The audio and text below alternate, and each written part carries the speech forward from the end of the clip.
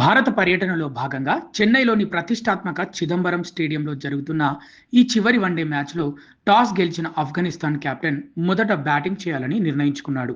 Pitch పరిస్థితులను అనుకూలంగా మార్చుకుని భారీ స్కోరు సాధించాలనే వారి వ్యూహాన్ని భారత బౌలర్లు ఆదిలోనే తిప్పికొట్టారు.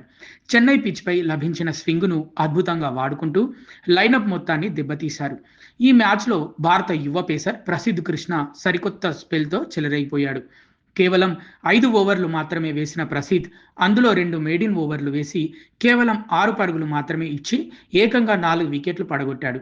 ఇతని అద్భుతమైన 1.20 ఎకానమీ చూస్తే ఆఫ్ఘన్ బ్యాటర్లు క్రీజులో నిలబడటానికి ఎంతలా ఇబ్బంది పడ్డారో అర్థమవుతుంది. ప్రతి బంతిని అత్యంత ఖచ్చితత్వంతో వేస్తూ ప్రత్యర్థి జట్టు వెన్నువిరిచాడు.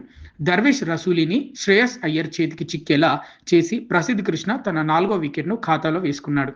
ప్రసిద్ధ దెబ్బకు 10.4 ఓవర్లు ముగిసే సమయానికి ఆఫ్ఘనిస్తాన్ 4 వికెట్లు కోల్పోయి కేవలం 38 పరుగులు మాత్రమే చేయగలిగింది. అయితే ఆ తర్వాత వచ్చిన కెప్టెన్ హష్మతుల్లా షాహిదీ, అజ్మతుల్లా ఒమర్జాయ్ ఆచితూచి ఆడి ఆఫ్ఘన్ను పెను ప్రమాదం నుంచి బయటకు తెచ్చారు. భారత పేస్ గుర్రం ప్రసిద్ధ్ కృష్ణ ధాటికి ఆఫ్ఘనిస్తాన్ బ్యాటింగ్ ఆర్డర్ పూర్తిగా కుప్పకూలింది. హోమ్ గ్రౌండ్లో సిరీస్ క్లీన్ స్వీప్ చేయడమే లక్ష్యంగా బరిలోకి దిగిన టీమిండియా ఈ మ్యాచ్పై తొలి 10 ఓవర్లలోనే పూర్తి ఆధిక్యాన్ని సాధించింది. ఇదే ఉత్సాహాన్ని కొనసాగిస్తే భారత్కు ఈ మ్యాచ్లో భారీ విజయం ఖాయంగా కనిపిస్తోంది.